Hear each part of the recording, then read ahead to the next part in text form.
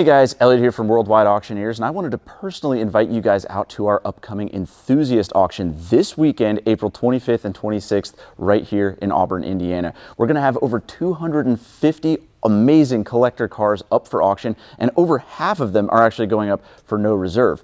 We're going to have cars for all sorts of people. Cars like this. This is a 1962 Porsche 356B 1600 Super Coupe, which means it's the desirable S model of the 356. Now this car is comprehensively restored, and it's finished in a beautiful white over red interior. This thing just pops. Now, when I say it's been comprehensively restored, I mean it. It's been numbers matching everything. Engine, chassis, even the bonnet and deck lid are numbers matching and stamped on this car, which is a very rare thing.